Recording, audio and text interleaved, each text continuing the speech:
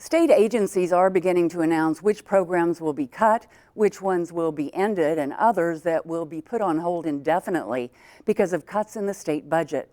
For the Department of Environmental Quality, its new director is performing a financial juggling act, looking for ways to continue enforcement of clean water and air laws, plus getting ready for new environmental requirements on the horizon.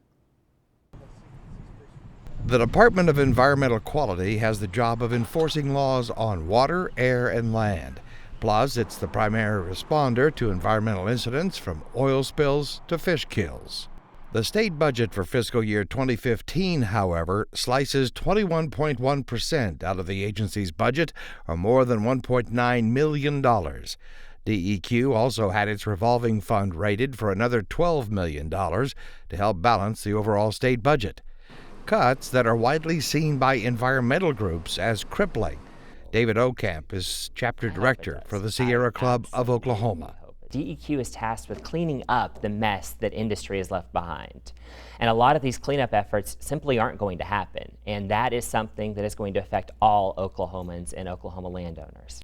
Scott Thompson is executive director of the Department of Environmental Quality. He says they have no choice but to make changes that will impact employees and the agency's ability to react to environmental incidents. It is going to change. As we have to spread our folks out a little further across the state and respond from further distances, then we may have to take a little longer to complete those tasks or to respond to complaints.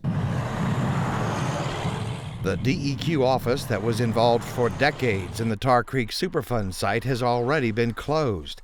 Tar Creek is still home to small mountains of chat that are just now slowly being removed. We're making decisions. We're going to close a couple of local offices. We're not going to fill some positions that we would have otherwise filled. We're going to have to postpone the Coosa smelter site cleanup because to take that much cash, we really had to use some of that settlement money for the $12 million, but we're going to have to pay that back. The Coosa smelter site is largely gone now. What remains is mostly the cement foundations of the old lead smelter that operated during the early 20th century. But what also remains is pollution of the land, lead, zinc, and arsenic. DEQ is also overseeing cleanup of the former Kerr-McGee-Cimarron nuclear processing plant near Crescent. Work is underway at the site to determine the best way to pump out uranium-tainted groundwater, treat it, and then dump the treated water into the Cimarron River, a process that DEQ will have direct input on since it is part of the trust that was created to clean up the mess Kerr-McGee left behind.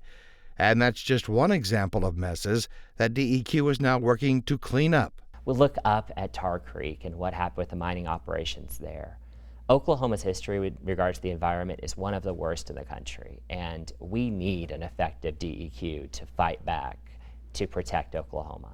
DEQ also shares responsibility for financing new water plants for local communities, that with the Water Resources Board, a state agency that took a nearly 20% budget cut. We may have to use a little bit of the drinking water state revolving fund, which is a loan fund to loan cities to do infrastructure projects, and so it affects them, and I need to have a meeting with J.D. Strong and try to sort out, how much money we're going to have to use that way.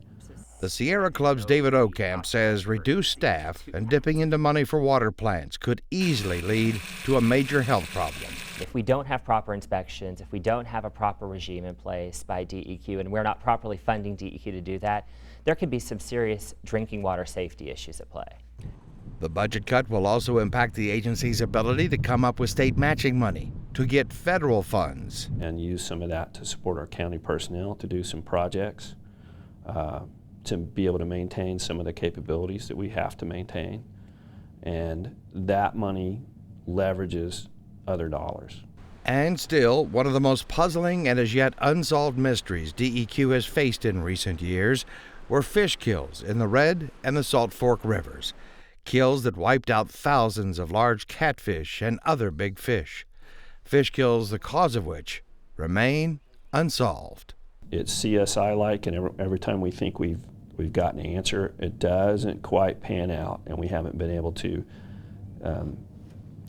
fully document exactly what happened or make sure that we fully understand the causation. Other state agencies have also unveiled the impacts of their budget cuts. The Healthcare Authority wants to cut reimbursement rates for doctors seeing Medicaid patients by 7.75%.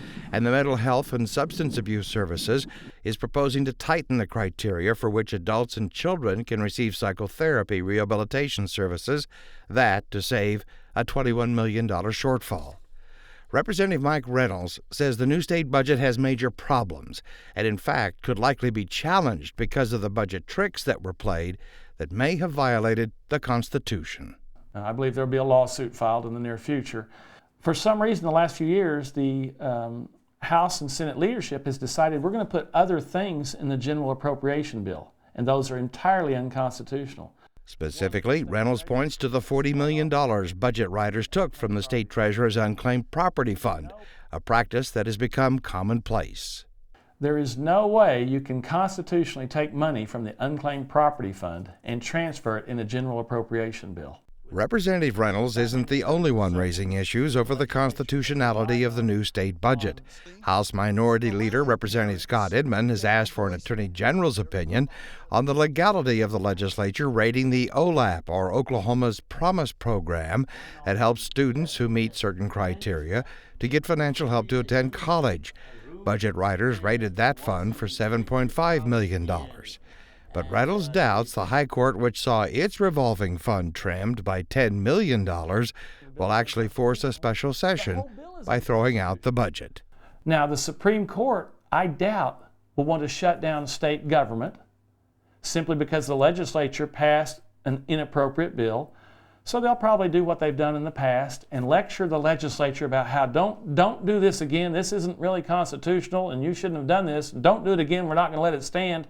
Other lawmakers we talked with expect to see DEQ and other state agencies come back to the legislature next year and ask for supplemental appropriations to make up for some of the nearly $300 million that was taken from their revolving funds.